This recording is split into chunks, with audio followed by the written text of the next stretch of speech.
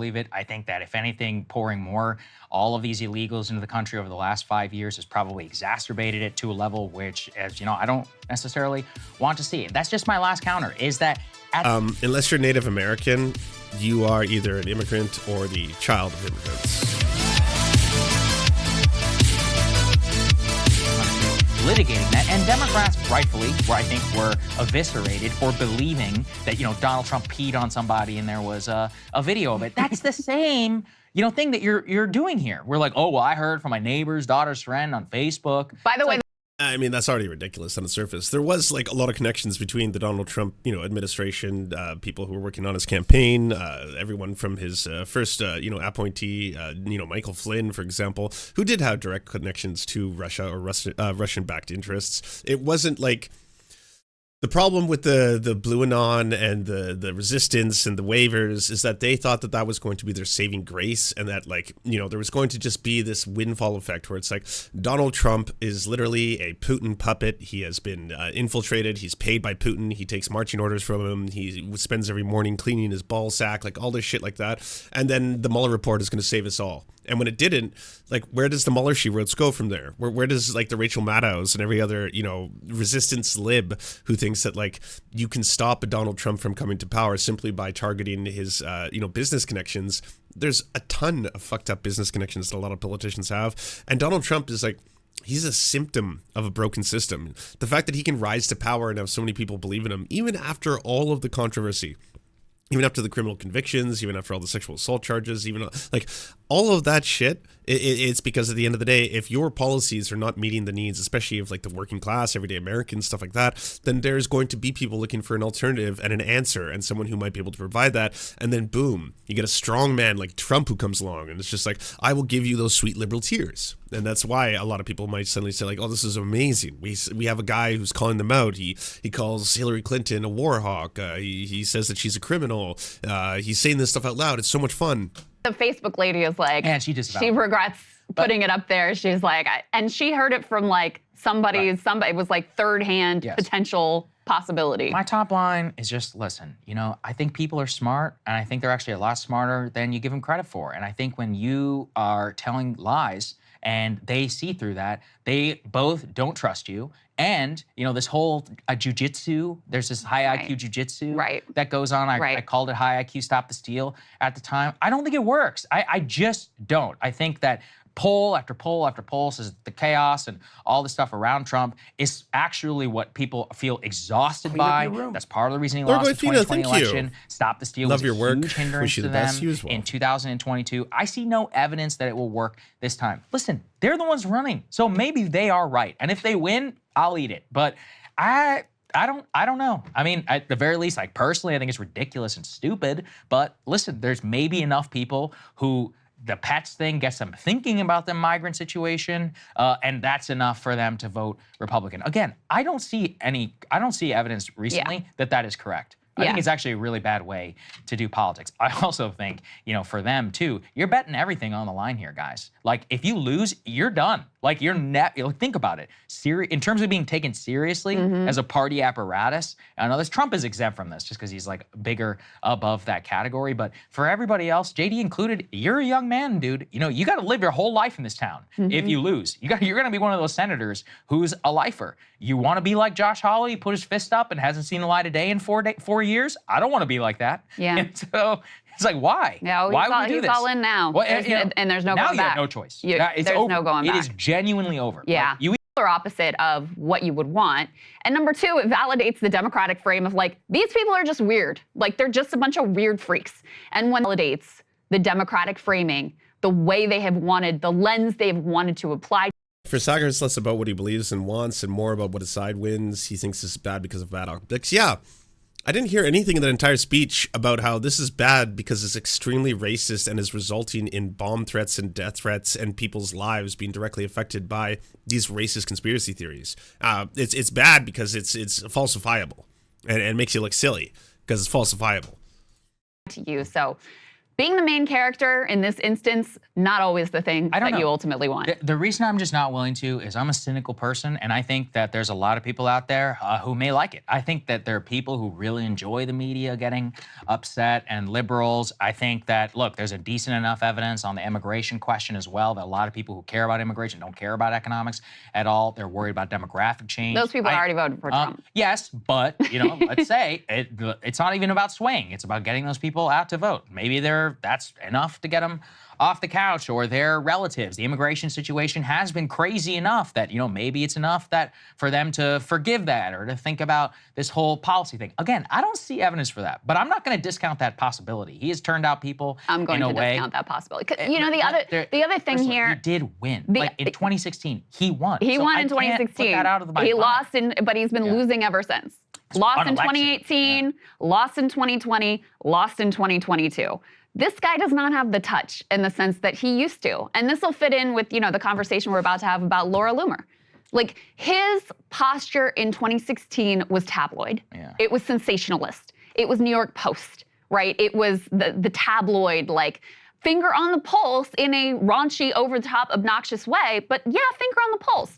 Then in 2020, he's like Fox News grandpa, which there still is a large appetite for in the country, right? Mainstream sort of conservative Fox News grandpa talking points. That's good enough to get him close. Now it's like Truth Social or like, the weird echo chambers on Twitter, listening to Laura Loomer, taking advice from her as if she's a positive asset for your campaign. I just think he's completely lost the plot. And Dave Weigel tweeted this, which I think is really true. He's like, sometimes you're living rent-free in your opponent's head because you pissed your pants and they think it's really funny. Yeah. Like, not all publicity is good publicity. And we already know from the polls we just covered, this did not go well for him. Like, it did not go well for him. The more people were familiar with the debate and things that he had to say in the debate, like the pets thing, the less inclined they are to support Donald Trump. So in a sense, like, the verdict is already in with the polling and what has come out of that. She's narrowed the gap on the economy. She's even narrowed the gap on immigration and who people think would be better on that issue. She was seen as she's improved in favorability. Donald Trump has fallen in favorability post-debate. The polling has been almost uniformly better for her. So, like, I sort of feel like the jury is already in with the data that we already have. And you could say these polls are all off. That's my point. But we're looking at polls. We're looking at the trend line. Right? And so even if you say a given poll is off in their methodology, if the trend line moved in her direction, that still is representative or reflective of a real change that actually happened, given that they're using the same methodology But each if time. he wins, what is he going to take away from this? What are him and JD going to take away from this? I mean, if you win the election, and you pursue this, you get put back into the White House. I mean, I think that's, frankly, like, we all need to grapple with that then. We're like, okay, well, we're going to have some 2016 ever conversations again about, all right, clearly there's something going on here. People are, again. It could also be, though, in spite of this, not because of this, but. Possible. Yeah. At the very least, when you win, all sins are forgiven. And so if you look at it and you think about it, if they win based on this, I would say it actually gives them the leeway to do whatever they want. They can say, listen, we said this, we got away with this. Americans, when we told our directional truths, they listened. So mass deportation on the table. Any family separation back on the table. We're not listening to the media criticism. We're not listening to any of this bullshit anymore. We're unhinged. And frankly, I don't think they would be wrong. If they do win the election, even when they were conducting themselves this way and all that, I think it tells you something pretty clear about where things are going. You may not like that direction, but it's very possible. So I guess I'm just. That's ridiculous. I'm sorry. If Crystal's not going to stop him, I will. I mean, like, at a certain point, being like, if Trump wins and he was spreading this racist-ass conspiracy theory about Haitians eating dogs and cats, but he won and people voted for him, what does that tell you? That's one of, I'm sure, many reasons why the hundreds of millions of Americans who will decide this election, ultimately it comes down to, what did Trump get, like 80 million last time or something? But of those 80 million, sure, There's going to be some of them that are just hardcore racists that are like, yeah, finally someone is calling out black Americans and saying that they eat dogs and cats and blah, blah, blah.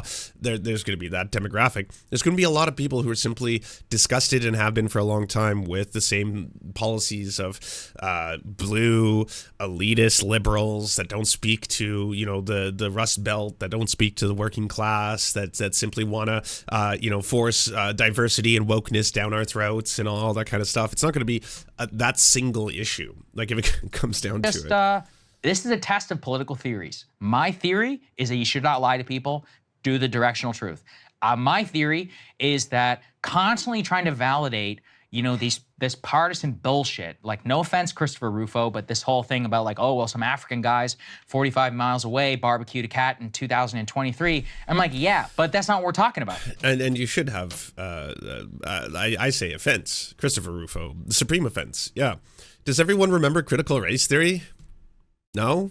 Yeah, no right-wingers talk about it anymore. That was Christopher Rufo. That was a huge thing. That was supposed to be the downfall of society. Critical race theory in schools, critical race theory in the public office, just critical race theory. They're going to teach you about this. It teaches you to hate white people. It teaches you that white people are racist. It teaches you that white babies are racist. Critical race theory, Does anyone talk about critical race theory anymore? Nah, they moved on to the next thing. Now it's DEI. Yeah, diversity, equity, inclusion. Yeah, that and Bridge and all these other programs that they target whites effectively. They don't let people win based on their merits. They let them win based on all these other myriad of factors.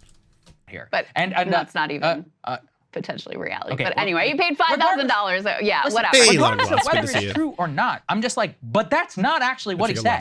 That's not what he said. He said X, Y, and Z. Channel. Now, I think politicians should have to tell the truth. I think that when they say things based on quote unquote anecdotal evidence as as backing up allegedly, I'll put it this way. Just because some of your constituents said that X, Y, and Z was true, JD keeps saying it. My constituents keep saying this is true.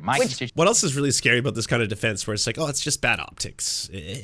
I'm just not really big on the optics of it all kind of thing. But otherwise, like, if there was one single case in Springfield, Ohio, where a Haitian immigrant had barbecued or cooked or eaten a dog or a cat, just one, that's all it would have taken for every single person, right-winger, etc., to be like, we told you, there's one case. And it's like, one case is not indicative of a overwhelming problem or a trend or anything. Like, thank fuck there's zero, but even that alone, this is what this leads it to. Like, oh, I just really have a problem with it being kind of like a falsehood. I think it's a falsehood, right?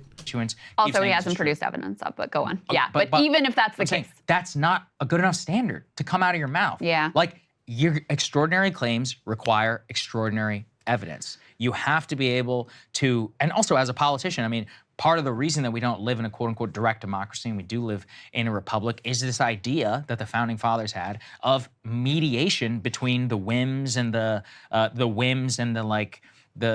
movement of the mob and considered people. That's specifically the entire job of the United States Senate, is to cool the temperature of the country, to provide due diligence and deliberation around where things are. Now, throughout our history, there has been deep vacillation between wanting the diligent, the professor, the Obama, and then the id, people like Donald Trump or many other populists, not even at the national level, at the state level too. So I could be, again, they could be right. Like, they really could be running some sort of Richard Nixon style 1968 silent majority. The media treated Nixon the same way. The problem I have is I read about Nixon. Nixon probably had like a 160 IQ. He might be one of the smartest people who has ever held the Oval Office. He was a lot more disciplined. He was a lot more considered. Sure, his morals weren't always there necessarily, but I think he was a very smart man, a very calculating man, and in many cases, he was a very good president. So I don't see the same. Wait, what? Nixon was a very good president?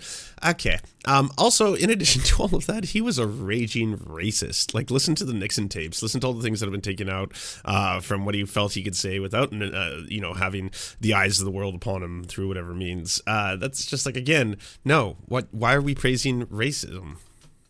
The same link between them. But they have a theory, and the theory has worked. Anybody who can win the Oval, that's something. That's something that I know, because in that moment I said, how could this man ever get elected? And he did. So I mean, it shattered my political consciousness for all time. Yeah. So I can never just sit here and just be like, no, I don't think it's gonna work. Because I really believe I could be totally wrong about the way that I view the public, and I've been proved wrong on the show so many different times. The theory they have of Americans is deeply cynical. Yeah, deeply but they might be cynical. right. Because I mean, think about what they've incited in this town, not just against the legal, by the way, Haitian residents of this town, but against the whole town. You have the mayor, you have the governor begging for them to stop, because now it's not just Haitians who go to those elementary schools that have been subject to bomb threats. It's not just Haitians that want to seek treatment at the hospital that's been subject to bomb threats. It's not just Haitians that are like under siege in this little Ohio town that J.D. Vance, by the way, represents as his constituents. It's this entire town. And so, yeah, their bet is that actually the core concerns that people have against. But yeah, even if it was just Haitians, that's wrong. Haitian Americans should feel as safe as everyone else, you know? About immigration are not actually about housing, wages, et cetera, et cetera, et cetera. The things that you talk about, Saagar, that's not actually about that. It's actually just like racist. We don't like these people because they're different and we want them out. And so we're gonna play into that. We're gonna lean into that. That's the bet that they're making. And I just don't believe that. I don't think most Americans want to see themselves as racist. I don't think they want to have their policy views or who they vote for president driven by just like explicit racist fear-mongering. And so it's a little bit, it's too naked, right? It's too mask off. And this is what the conversation we had about the like Kamala Harris, she turned black thing too, where I was like, this is not gonna work because it's too naked a racial appeal. And most people, you got your people out there who are cool with that. Unfortunately, that is a reality that exists and has always existed in America and probably always will exist. The overwhelming majority of Americans really do believe in like the best ideal of the melting pot. They don't want to see themselves as explicitly sexist, racist, xenophobic, whatever. And you're kind of stripping them of plausible deniability here with this whole Haitian pet situation. So that's why I think, to me, it's just very clear that this is. That's a profoundly weird thing to say too. Like, no, people should be opposed to it for the fundamental reason that it is in fact racist, not because they're getting sucked into being or doing a racism.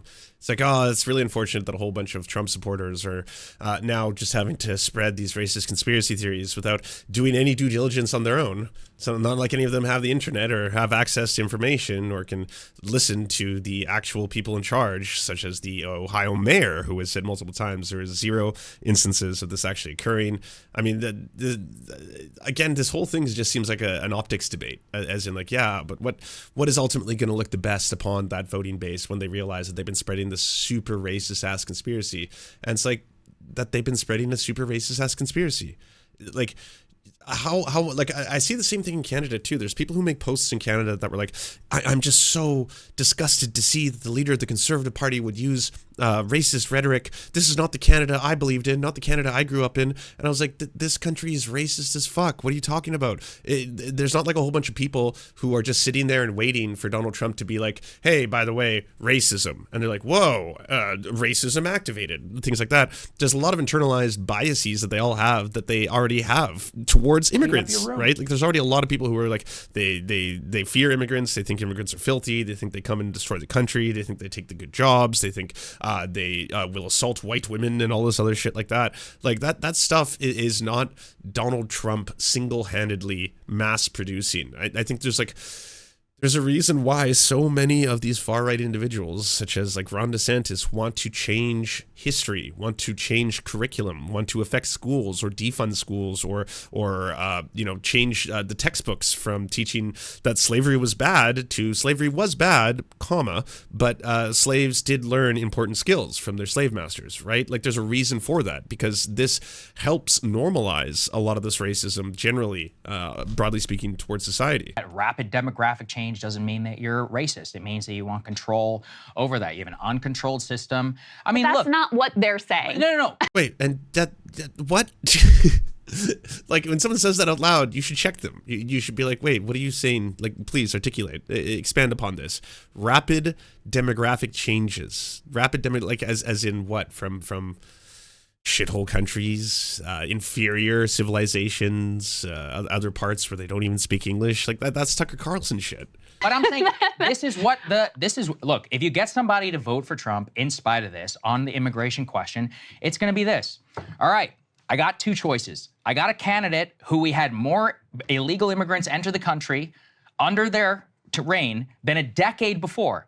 We have the highest level of the foreign-born population since the 1900s. We have ethnic strife. Do we want to live? So the second one, what's wrong with that? That's the part where I'm like, whoa, but why is that a bad thing? In a balkanized America of ethnic enclaves in various different cities where half of these people don't speak any English. He's doing the gangs in New York right now. You know, this is almost like one of the speeches from that exact movie. You should be able to call out like, well, this is racist rhetoric. English. The vast majority of them are semi-literate. They don't have a high school degree. I mean, by the way, these Haitians, these people are here under TPS, which is supposed to be temporary. Well, they're not even supposed to be here forever. We don't actually even, some of them, I'm sure that's true for some of them. Some of them, the indication from the mayor and other authorities, they actually have been here for years. They moved into the town from other places because there were job opportunities. So, I mean, the ones, okay, listen. So, I mean, but I'm saying, not to nitpick, when you but just call to clarify. somebody a migrant, that implies forever, permanence. They're here under TPS, which is supposed to be, they're supposed to go back. So when are you going back? And that's part of the problem. In America, we have an immigration system where you can just come. Like, yeah, this is some pretty far-right rhetoric. If you're just like, well, I mean, at the end of the day, they are supposed to leave. The Daily Mail, which is a right-wing fucking tabloid rag, even they had the audacity to report on this honestly and be like, the 20,000 legal immigrants who arrived from different parts of the United States who had already immigrated into the U.S. legally and were Haitian immigrants revitalized the local fucking economy of that area. I would assume that, again, a lot of the factory owners and people who work there who have been singing praises about the Haitian immigrants to their town probably don't want to lose their workforce simply because you're like, when are they getting out? It's supposed to be temporary. What the fuck are you doing here? Here and say, oh, I fear for my life, and you get to stay here forever. Basically, even if the court tells you to leave, you don't have to leave. There's no enforcement. You're in a town of Springfield, Ohio. You're, 60,000 people. Your mayor and your leaders have decided to invite others. You didn't necessarily sign up for that. The federal government puts you there. And you say, listen, this is intolerable to me. I don't want to live this way. Now, look, my parents are immigrants, so this is complicated. But all I need to do is go back and read enough history where let's put yourself in the shoes of these waspy elites or others, and it's 1830. You're in this newly industrialized economy. You have previously an agrarian society. You and your parents, your family goes back to Jamestown or fought in the Revolutionary War. And now your whole neighborhood is Irish, and people are wasted all the time, beating the crap out of Oh, man. I didn't think he was actually going to fully do the gangs in New York, but we got there. Yeah. This is old-timey racism. We got there. We got the racism amongst the white classes. Yes, the inferior whites, the Italians, the Irish, the filthy Irish, drunk all the time, freeloaders. Look what it did. And then they formed little enclave societies. They tried to fight for their own rights. And then they did what every single, I would say, patriot should do, which is enter the town square with a bunch of really, really rusty fucking weapons. And they killed each other. And the remaining people who remained were American. That's how we knew. That's how we knew that they were pure blood, not those filthy Anglo-Saxons, but Catholics with values and beliefs and principles. Unless the Catholics were killed. And then it was the Anglo-Saxons and then the Christians who were, I guess, the proper whites. Either way, it worked out. Their wives working at the factory. I mean, listen, is it legitimate? You're pulling out the anti-Irish bigotry this morning? They passed prohibition because these people were drinking a liter of whiskey. Tell me about the Italians, the Jews. I'll tell you that's the problem with them. I didn't say it was a problem. They integrated. Yes. But you're You didn't say it was a problem. You just said that one of the problems of having the Irish immigrants arrive is that they were perpetually drunk. They were so drunk that it led to prohibition. I don't know. That sounds like a problem. Sounds like you see it as a problem. Man, is there any Irish in the chats? Are you feeling attacked right now with this anti-Irish racism on full display? The Irish. Shut down immigration for 50 years. But this is the point, is every single wave of migration we've had, there have been, similar fear-mongering about these. I'm so mad I'm downing a liter of whiskey Best of luck to you. They'll never That's integrate, and not they'll never fear-mongering. learn the language, and they'll never be part of society. We're going to have these balkanized ethnic enclave neighborhoods, et cetera, et cetera. And every single time, guess what? Generation later, they're just American. Their kids are speaking English. They're eating Well, it's like McDonald's. three They're doing the whole thing. And their friends, you know, just all these beautiful groups of multicultural children all being like, why the fuck are our parents so racist? What's going on with that? Yeah, I don't know. They're fucked. They're still working through some shit. You talk to the people in the town, you know, not the ones that like, you know, right-wing YouTubers were interviewing that were calling the Haitian immigrants, quote unquote, sand monkeys. Yes, this was proffered as evidence did happen. that this was legitimate, It was sand N-words, you know, that actually. this was a legitimate criticism. But if you talk to a lot of the people in the town, this was a town that was struggling, right? It was like the town that I lived in Ohio, where the jobs had gone away. They had seen a massive population, a depopulation. And that's death for a town. It's death for, you know, the infrastructure. It's death for the tax base, the schools, everything. I don't doubt that there are entirely legitimate concerns about, you know, when a group, whatever group it is, wherever they come from, moves into the town, just like in Texas and Austin, right? And other places where white people have moved in and it's like, oh shit, the housing prices are going up, et cetera, et cetera. I don't doubt that there have been challenges there, but there have also been really positive things. You know, the pastors are saying, hey, the churches are full again. You've had a huge community rallying around actually the Haitian migrants to the region. Oh, yeah, I saw the Rich Lowry thing. If you haven't seen it, check this out. Rich Lowry, the senior editor at the National Review. Finally, he said something to the effect of, look, if we have to create stories in order to bring attention to what's happening, the media, he admits they made it up, right? As opposed to, and if you listen to the full clip, he says, by drawing attention to what's happening on the ground, it's just, as this like line goes online, you don't hate the media enough. Go ahead. You remember Alternative Facts with Kellyanne? They did the same thing. She wasn't saying you make up fictions and pretend they're facts. You bring other facts to bear in the debate that are being ignored. And that's what he was saying. And I think it was in that interview where Dana Bash says, you know, the police have gone through 11 months of recordings of calls, and they've only found 2 Springfield residents calling to complain about Haitian migrants taking.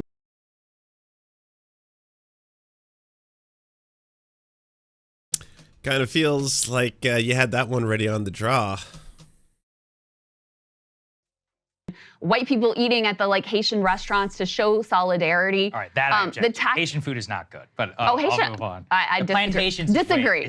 The fuck? It's like such low-key dog whistling when I'm seeing so many people post things that are always just like vilifying other cultures' foods or other cultures' like music or society or stuff like that. You'll see things like someone will post the most innocuous post where it's just like, hey, Indian food is delicious. And then boom, there'll be someone who responds like, it's literally spiced with dirt. You fucking, you know, it's disgusting. Shame on you. And you're just like, what the fuck? Like this is where we're at now, where you're just like literally going to target people. Like this one's not even like a long time ago. I think this was today by Sylvia Watson was targeting Indian food, which is also supremely hilarious because it is like, you know, a gift to humanity. It's like one of the most delicious foods on earth.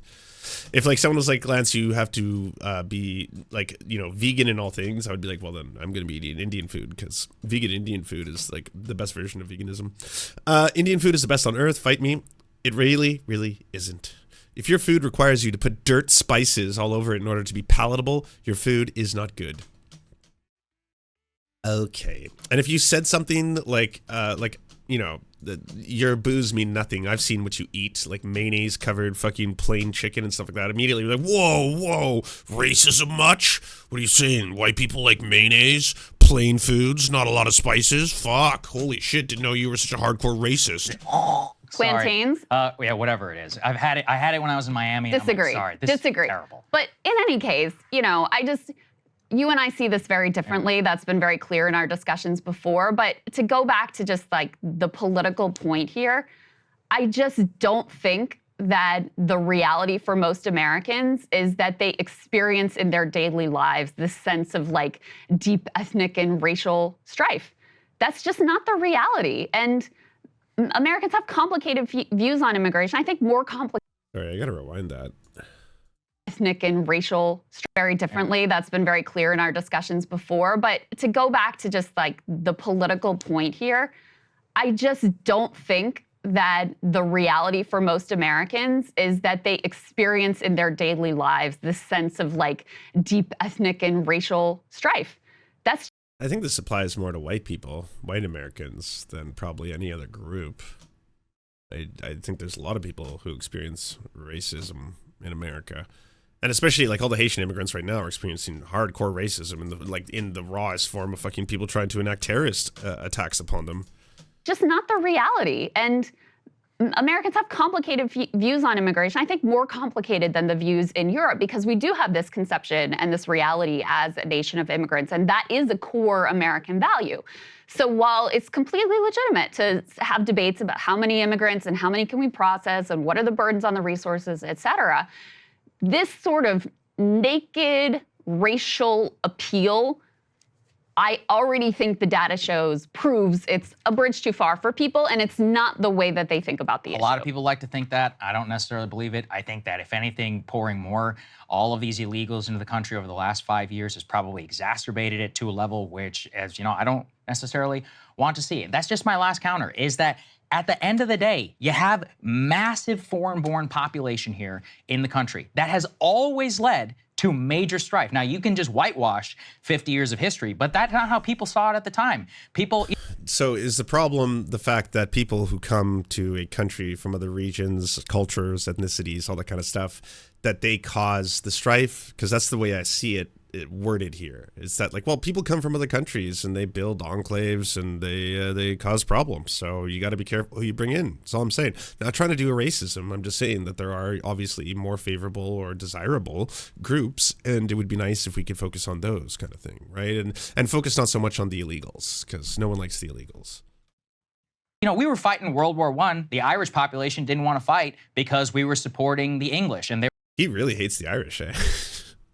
They were like, hey, we fled the English. The Germans were literally pro-Kaiser during World War II. Have really fought World War I. Okay, anyway, fine. Okay, well, during World War II, right. there was a massive Nazi fifth column here in the United States. So unless you're Native American, you are either an immigrant or the child of immigrants. That's just facts. That's what reality is. That's it. All of us in one way or another are probably going to be the descendants of immigrants if we're born in the US or Canada, unless we are Indigenous or Native American, and that's just reality. There's never going to stop being xenophobia. There's never going to stop being fears of all the cultures, and that is what plays into a lot of the racist pogroms and other things that are usually targeting to minorities. When people come to America and they have difficulty speaking the language, they have difficulty, socializing, as well as like a variety of things, they're going to have a lot less power in society than people who are native born, who are very adapted to American society, and who also, for some reason or another, can't tell why, want to target them and go after them and be real scary to them and be like, you best get out of here. You're not the good kind. States because of the German population. Ask the SS, who had great files on all of our people. There is a problem. Now, does that mean that Japanese people should have been thrown in an internment camp and Germans and all of them should have been racially discriminated against? No. What I'm saying is foreign-born populations at very, very high levels cause real strife inside of. And the way you are framing it is that the problem is the immigration itself, not the locals being racist or antagonistic towards the new groups that arrive. Like, if you want to go back to his original example about, how there was different classes of whites who were discriminated against, being, yes, Irish, Italians, as well as Roma people, that was principally a problem for the native-born sons of New York, for example, at the time, who were, again, there was also lines drawn upon, religious beliefs, and distinctly thinking of them as swine, as non-American, as a burden upon the native-born proper American culture, and that's what creates the strife, is literally targeting them. Like this idea that there's going to be like enclaves and then eventually America gets taken over and you can't even recognize it, is again just going back to old racist stereotypes. The country. People at that time responded to it by shutting down the border for 50-some years and restricting immigration so that all of those people could assimilate, which led to the golden boom of the 50s, the 60s, and the 70s. It was only in 65 that the Immigration Naturalization Act changed after some 50 years of assimilative policy that was instituted. If you want to live in a society that you and I probably want to live in, more socially democratic. That is a like dramatic revisionist version of history. In Denmark, for example, if you're Muslim, you don't get to play the Quran. If you're in school, they're like, "Oh, you're Muslim? That's cool." We don't do that here. In France, same thing. You're not wearing that hijab, and they have major problems with that. If you want to live in a socially democratic country, a lot of the times they have deeply restrictive immigration policy, specifically over resource questions and over ethnic homogeneity. I'm not saying that everybody has to look the same. I think people should speak the same. So when people come here and the vast majority of them are semi-literate in Spanish and they don't speak English, is a huge problem. Like, you can't even pass a test to be able to enter under the most basic citizen. We looked this up the other day because someone was saying something equally as racist, where it's just like, they come over here and they don't even speak the language. And I was like, the very large percentage of Americans have a very low reading proficiency levels. And I'm not saying that to like be like, and that's why you're the inferior culture and or race, America. It's that, that would be something towards maybe let's improve the scholastic system. Let's put money into public education. Let's improve those numbers. Let's get those numbers up, kind of thing. I'm all for it. That sounds awesome. I want more access to education. But supremely weird to vilify people who come from another country who don't speak the native language of that country. That, yes, is one of the many challenges when, if you immigrate to a different country, you will be faced with the same things being an English speaker. You will have to learn the language of that country, or at least have to learn some degree of it in order to survive within society. Citizenship guidelines? No, sorry. Well, you have to speak English to be able to come here. I don't think that's racist. You could call it that. Wait, to be able to come here? Like, you should have programs. So first off, there's going to be a large amount of immigrants who are asylum seekers and who are trying to just escape terrible conditions. There should be programs set in place for them to, yes, be able to receive English lessons, for them to be able to find working skills, all that kind of stuff. That should be made available. And that helps, again, integrate people in, broadly speaking, to your society. But then to suggest that people can't come to America if they don't speak English, and if they come from Spanish-speaking countries, they're going to be semi-literate, is, again, it's just racist. It's just that's absurd. If you want it, and that's part of the issue, is that everything that gets described as racist, or even talking about ethnic conflict, or everyone, I don't think it's racist to say that there were a lot of people here who were huge drunks. A lot of them were immigrants in the 1910s. We passed prohibition because of them, because America was so fed up, and including women. Prohibition was not a net good to American society. I don't know if you know that part, that it actually resulted in a lot of problems. It resulted in basically the beginning of a lot of organized gang movements, not to mention a large amount of death for people trying to produce and distribute alcohol. It was shown to be an absolute and complete disaster. So it's not one of those things where it's like, all those Irish came over, they were drunks, we had to do something about it. We passed prohibition got rid of the drunks for a set amount of time, then we brought it back, but then of course the Irish were still there, so we couldn't get rid of them. Now a lot of them are cops or something. Who were all getting the crap beaten out of them. You can whitewash that if you want.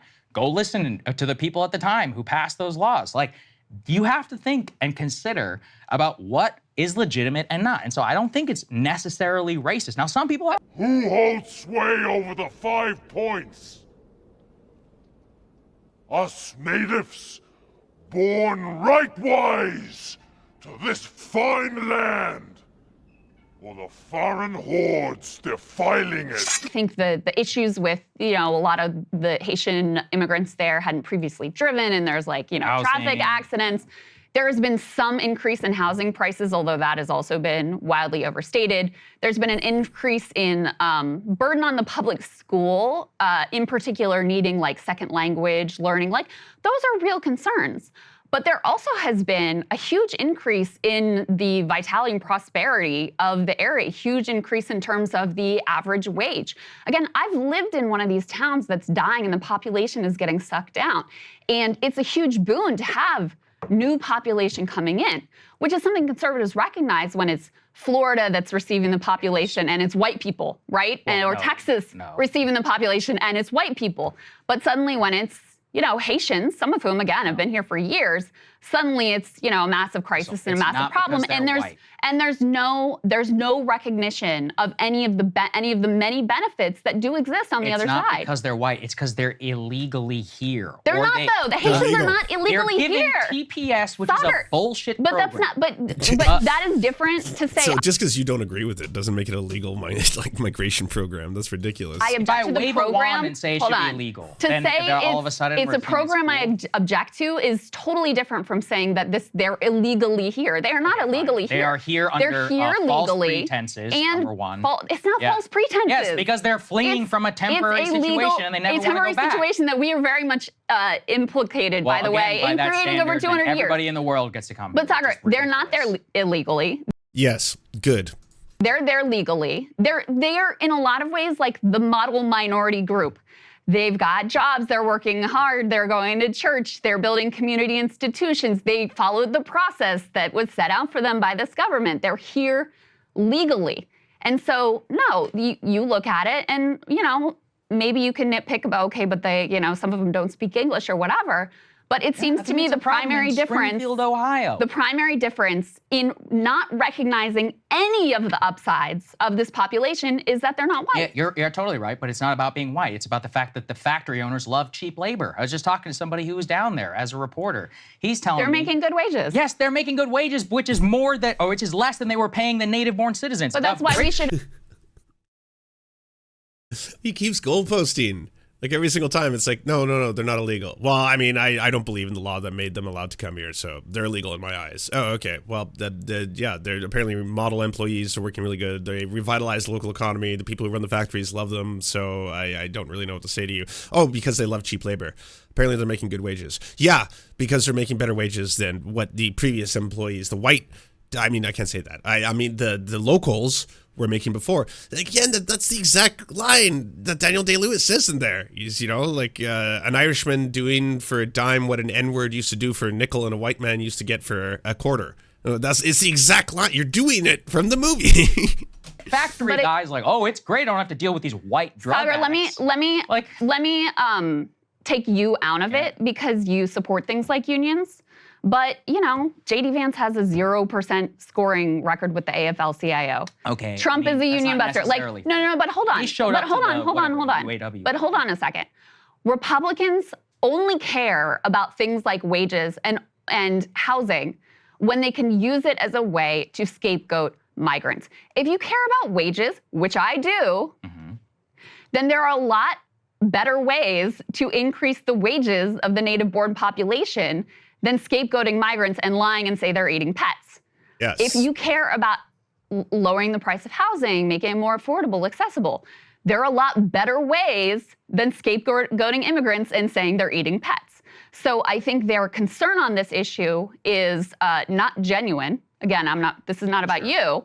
This is about them. Their concern on this issue is not genuine. And the reason I know that is because none of their other policy prescriptions or stated concerns have to do with those issues. Flip not apply to you then? Or what do you mean? Well, how does it flip saying, well, if you support mass migration, but just because you vote for the PRO Act, how can you possibly be pro-labor? That's just not true. Of course it is. No, but it's not because the net effect is a massive flood. The primary problem for workers in this country is not immigrants. It's not immigrants. I mean, in fact, you should immigrants, ask them, but first of all. The influx in population has increased our GDP. Now, I know. Yeah, it would that's distribute it to hold on. whom? Yeah. Well, that's the point. Yeah. Yes. And that's why I support the policies that I support, to make sure that when the GDP increases, that those fruits, that increased productivity, is distributed more generously among all working class populations. So there are much better solutions to housing and wages than scapegoating immigrants and lying. And there's a reason why this is specifically targeting immigrants too, right? It's like Crystal's saying here, you care about workers' rights. So are you going to be pro-union now? Are you going to talk about raising the minimum wage? Are you going to talk about how wage theft is the largest form of theft in America that has to be curbed and reined in? Anything that is actually going to help the working class Americans who are suffering under this enormously capitalistic system? Or is it just going to go back to, well, no, but they don't speak English, so... and inciting like a racist hate campaign against this town based on a third-hand Facebook account of someone eating a pet. Look, in the pet thing, it's not fair. Nobody's defending. I know you're not defending that. But I'm saying that whenever it comes to the legitimate concerns about the factory owner and the mayor likes it.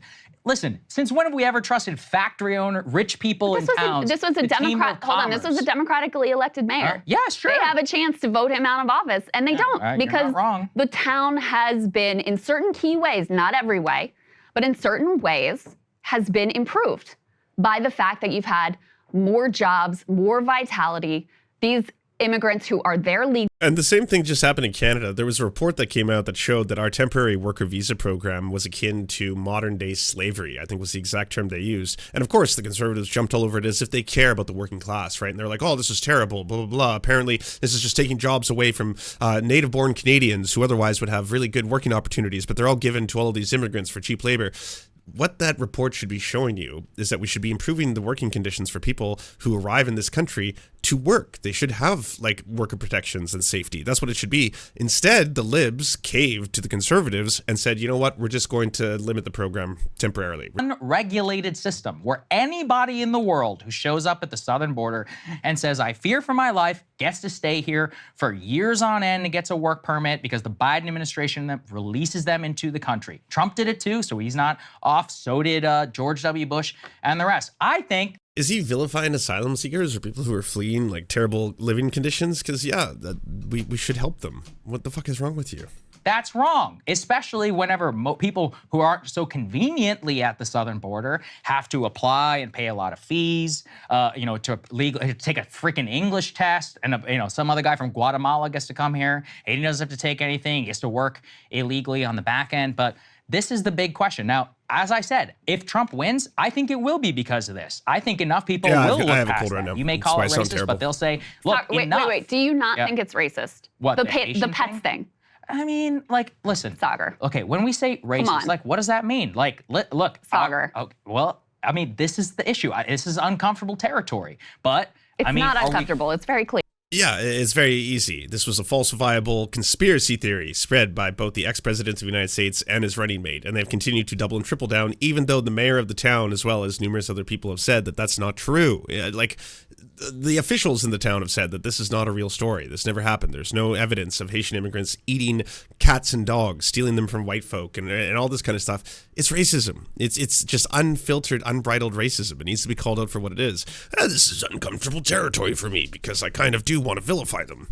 Well, as Marianne Williamson said, what are we going to ignore that there are like weird practices sometimes in the Haitian community? See, well done. Bravo, Marianne. There you go. You did it. That was the net effect of your weird ass racist tweet, is that people on the right can now take it and be like, hey, it's not just right wingers who are being racists.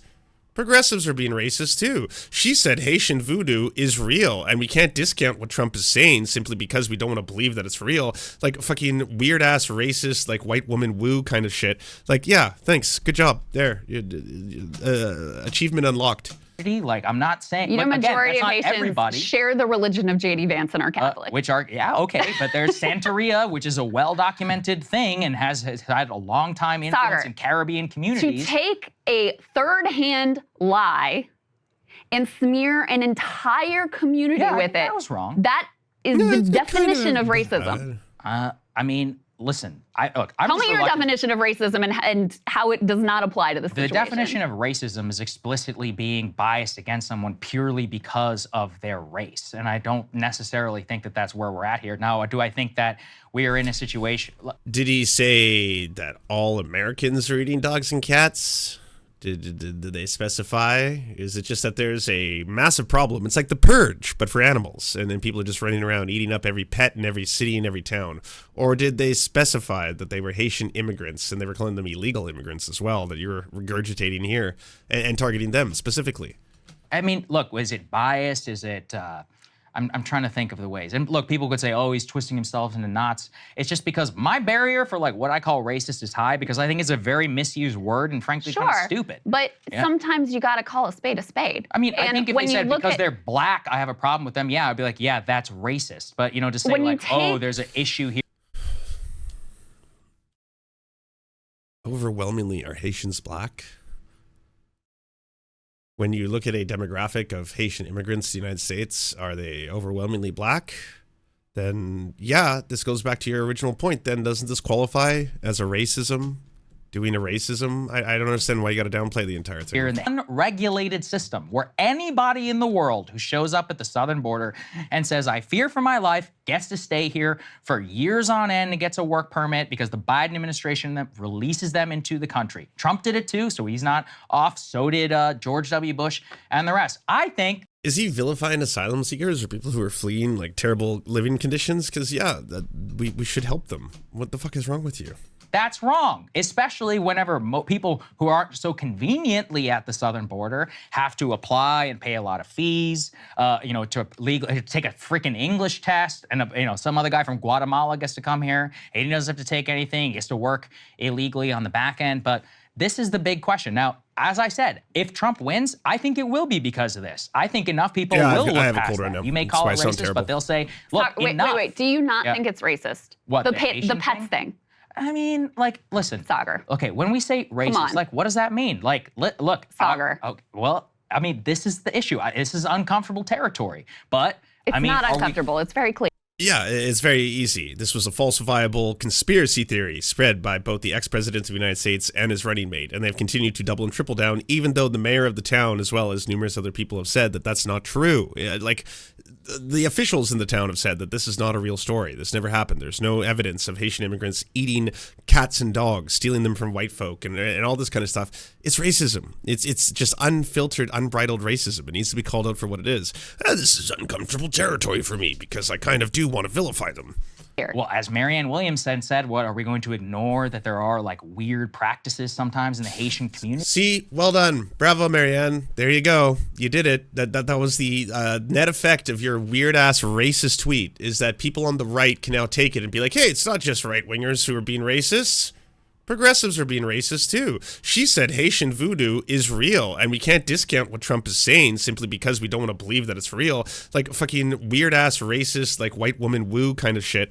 Yeah, thanks, good job. There, achievement unlocked. I'm not saying. Majority again, of that's not everybody. Haitians share the religion of J.D. Vance and are Catholic. Okay, but there's Santeria, which is a well-documented thing and has had a long time influence Saagar, in Caribbean communities. To take a third-hand lie and smear an entire community with it. That was wrong. That is the definition of racism. I mean, listen. Tell me your definition of racism and how it does not apply to this situation. The definition of racism is explicitly being biased against someone purely because of their race. And I don't necessarily think that that's where we're at here. Now, do I think that we are in a situation... Did he say that all Americans are eating dogs and cats? Did they specify? Is it just that there's a massive problem? It's like the purge, but for animals. And then people are just running around eating up every pet in every city and every town. Or did they specify that they were Haitian immigrants and they were calling them illegal immigrants as well, that you're regurgitating here and targeting them specifically? I mean, look, is it biased? Is it... I'm trying to think of the ways. And look, people could say, oh, he's twisting himself into knots. It's just because my barrier for what I call racist is high, because I think it's a very misused word and frankly kind of stupid. But sometimes you got to call a spade a spade. I mean, I think if they said because they're black, I have a problem with them, I'd be like, yeah, that's racist. But, to say oh, there's an issue here.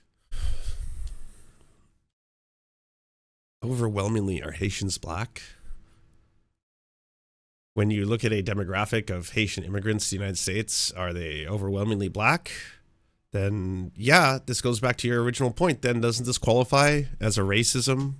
Doing a racism? I don't understand why you got to downplay the entire thing. Here in the Haitian community specifically. When you take an issue and you smear an entire community with it, and which was not even true, it's just a lie. Yes, it's not true. I mean, that's textbook racism. And the term gets thrown around but sometimes it applies. Skondage, thank you for the $2. Webster's Dictionary defines racism as Saagar.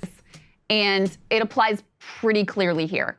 So, to wrap up, and perhaps since we are going to talk to Zed about this as well, and we got to get on to the rest of the show, and we're going to have more conversations about immigration, et cetera, which I know you all appreciate, and I enjoy exchanging with you on this as well. But to wrap it up, the reason that I think this is a clear political fail, the whole pet thing is a clear political fail for Trump, is I just don't think that Americans are this racist.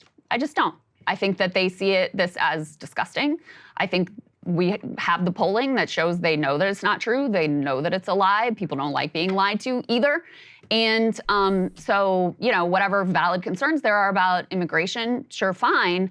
You're actually undercutting your position on that by front loading with just this explicitly racist neo-Nazi-backed lie. Without taking your words, I will say I think it's a mistake to generally wager her whole reputation on this whole Haitian thing. I'd much rather have a lot of the talk that I just gave around demographics and management and all of that. But at the same time, listen, I mean, they're the ones who got themselves elected. Maybe they know something that I don't. I'm not Pollyanna-ish to believe that everybody thinks about these things the way that I do, or the so-called better angels. I think a lot of that is fake, to be honest. What is the point of view? I don't understand it. It's like, hey, by the way, conservative, Republican voter, but I do care deeply about optics. And yeah, I think racism gets thrown around a lot. It's kind of a dirty word. People just tarnish each other. It's very mean. But yeah, it was untrue. Fair enough that, the idea that all Haitians eat dogs and cats and steal them from white families didn't turn out to be accurate.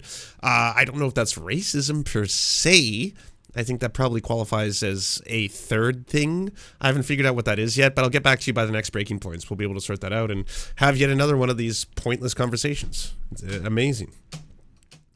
I don't know why he takes himself seriously. Yeah, well, again, I'm just like, what does the Pollyannish, centrist, like Republican or right-winger really serve outside of just being, frankly, annoying as fuck? It's so annoying to listen to him speak where it's just like, you got to admit, though, the fact that this is a falsifiable lie, a conspiracy theory that has been shown to not be true, and that this is resulting in over 30 now bomb threats and death threats to schools, hospitals, city centers. People are having to be evacuated in Springfield. That this is decidedly racist, right? I mean, these are like digital pogroms being enacted upon the people of this town.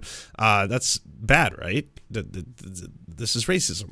Hey, if you'd like to unlock secret bonus episodes as well as uncensored content, go to patreon.com/The Serfs. This show is produced by Anna Loves Riley, Arian McCarthy, Cheryl Alvarez, Comrade Junkie, Doug Caddy, Everything Important, Hagbard Celine, Jimmy Sombrero, Multimondi, Omni, Political Puppy, Preston Kroll, Quiet 185, Riley and Anna, Roller Dragon, Cernicus, Stellar Gwyn, Sebastian Demel, Travis McClinton, Trincell, Words Greenwood, with additional support coming from all of these amazing human beings right here.